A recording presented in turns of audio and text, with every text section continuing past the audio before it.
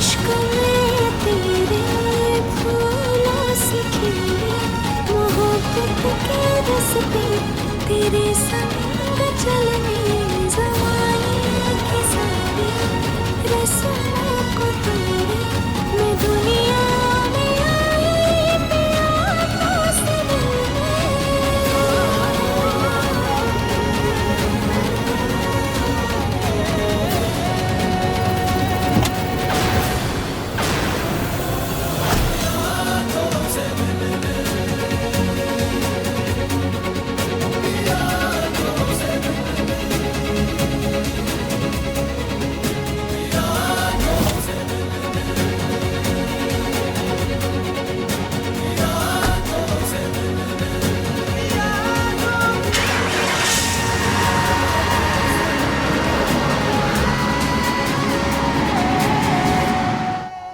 অনু অনু অনু অনু এ তুই কি করতে চলেছিলি?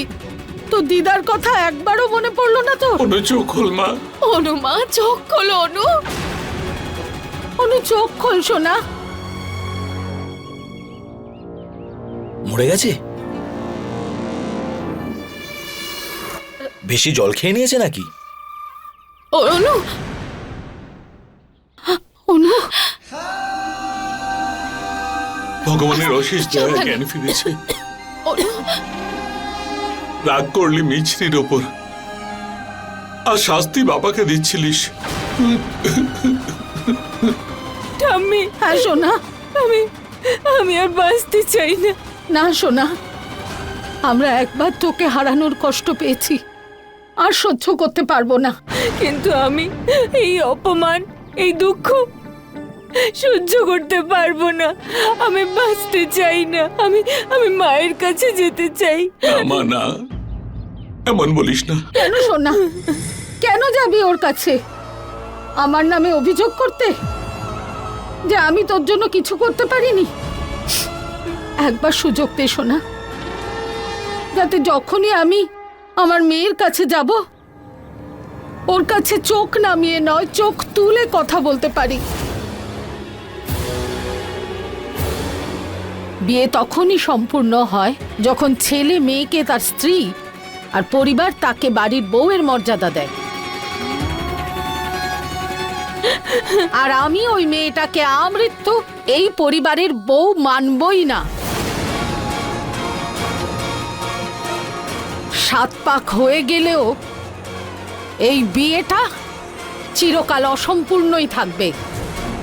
এটা অন্নপূর্ণা অবস্থির প্রতিজ্ঞা।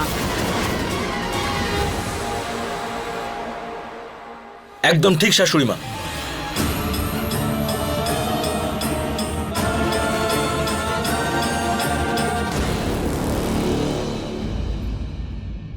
জল খাও একটু মা, এভাবে কান্নাকাটি করতে নেই, একটুখানি জল খাও। ওই মেয়েটার দেয়া অপমানের জ্বালা এখনো ওর গলায় আটকে আছে। জলটা খাবে কি করে?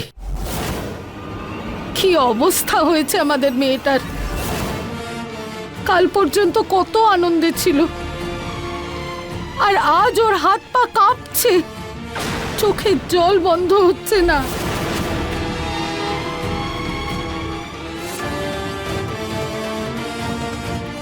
বৌদিকে বারণ করে দাও যেন বেশি জল না খাওয়ায়। চুপ করো। আর এই সব ওই রাস্তার মেয়েটার জন্য হয়েছে। অশ্বিন, ডাক্তারকে ফোনে পাওয়া গেল কিনা? দিদা, অনেকক্ষণ তোকে ফোন করছি কিন্তু কেউ ফোন তুলছে না। তাহলে ওনার বাড়ি গিয়ে ওনাকে ধরে আন। আমি মেয়েটার এই অবস্থা দেখতে পারবো না। ঠিক আছে দিদা।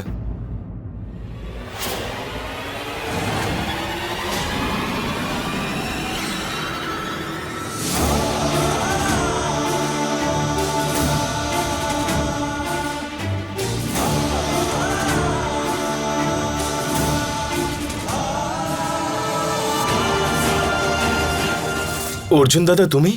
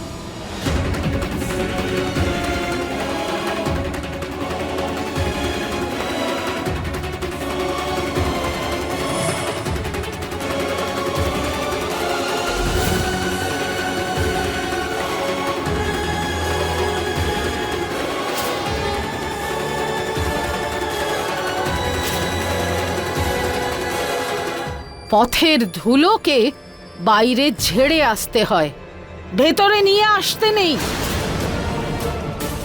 কেন এনেছিস মেয়েটাকে? নতুন বউকে কেউ এইভাবে বরণ করে? খবরদার!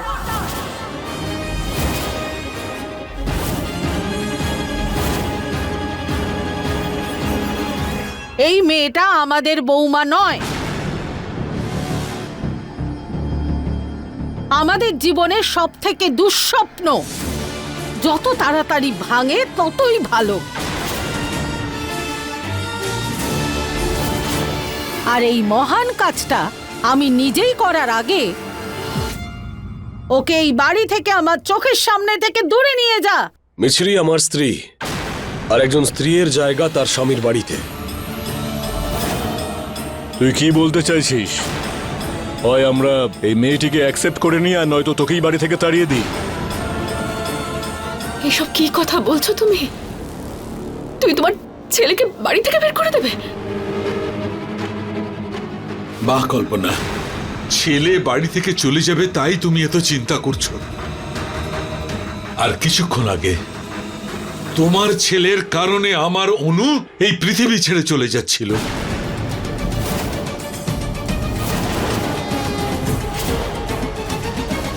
ভেবে দেখো যে আমার কি অবস্থা হয়।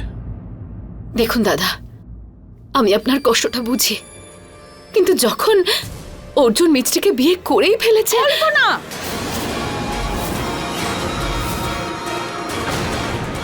এই মেয়েটার নাম অবস্থি পরিবারের ছেলের সঙ্গে জুড়ে খবরদার আর কোনোদিন বলার সাহস করো না। এটা আমার বাড়ি, আর এই মেয়েটা এই বাড়িতে একটা পাও ফেলতে পারবে না। এটা আমার সিদ্ধান্ত।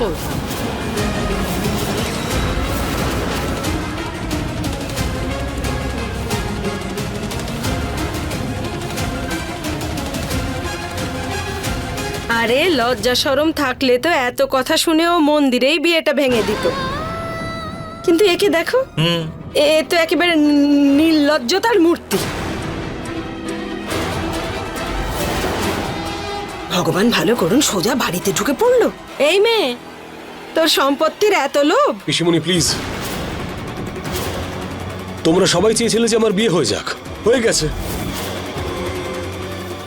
আই হোপ আজ নয় কাল তোমরা এই সম্পর্কটা মেনে নিতে পারবে।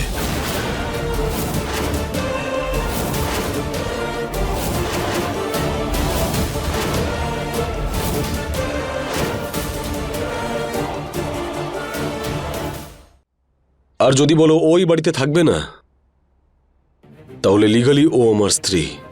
এখানে থাকা থেকে ওকে কেউ আটকাতে পারবে না।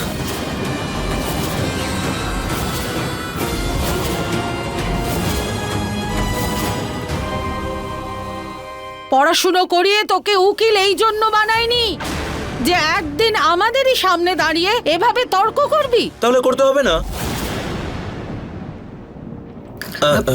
মানে বলতে চাইছিলাম, ও এত বড় উকিল অর্জুন আওয়াস্তি, যদি কোনো প্রবলেম হয়ে যায় তাহলে। জামাই বাবা, দ্বিতীয়বার যদি আমার মায়ের বিরুদ্ধে কথা বলার চেষ্টা করো, আমি ভুলে যাব যে তুমি এই বাড়ির জামাই।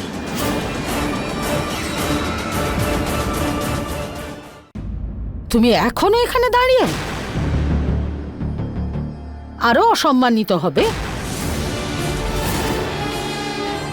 আচ্ছা, অসম্মান তো তারাই অনুভব করে যাদের নিজেদের কোনো সম্মান থাকে।